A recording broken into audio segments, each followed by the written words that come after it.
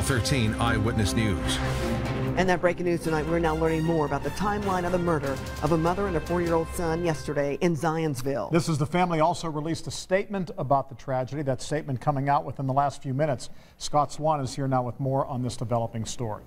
Scott? John, here's what we know from that timeline just released from the Boone County Sheriff. Sometime early yesterday morning, Katie Gill texted her husband Raymond at work to tell him her uncle Lucius Hamilton was at the couple's home.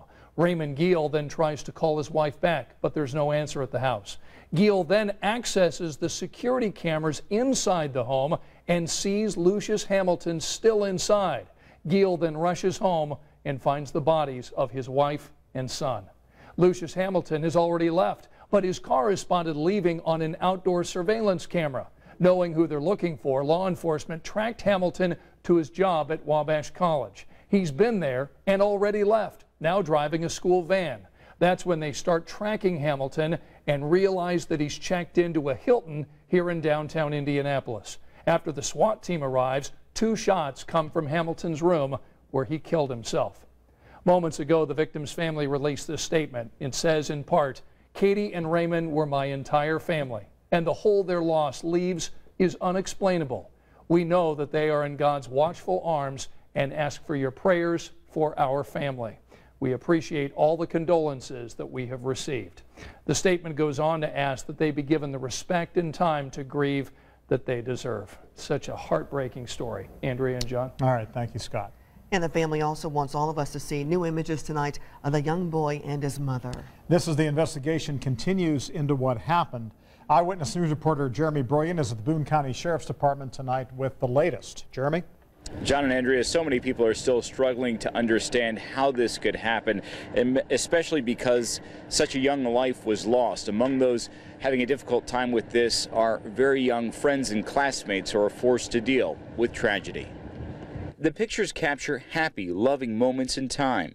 This is how their family wants the world to remember Katie Gill and little Raymond, who was just 4 years old. He's just a normal, happy, young little guy. Raymond, or 4 as his parents called him because he was Raymond Gill IV, was a preschooler at Traders Point Christian Academy. This morning, his teacher tried to convey the news to his 3- and 4-year-old classmates. That Raymond and his mom are not here and they won't be coming back, that they're with Jesus, and they seem to accept that fairly well and go about their normal day. Normal, perhaps, for children. Still shocking for adults who are trying to understand. The investigators believe that there is no other motive whatsoever except for financial gain. Police say Katie's uncle, 61-year-old Lucius Hamilton III, killed his niece and her son in an effort to inherit millions of dollars in a family trust fund. Authorities say Hamilton committed suicide hours later at a downtown Indianapolis hotel.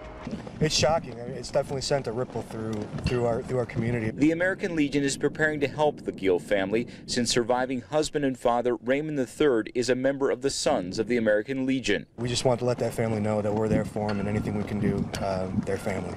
A family coping with an unimaginable tragedy. So somehow there is a bigger plan here, and that Raymond and his mom are in heaven, and we'll get to see him again someday. Now, police say they do not intend to release any 911 calls or any video because they say this is an ongoing criminal investigation. At this point, funeral arrangements have not yet been made. John, back to you. All right, thank you.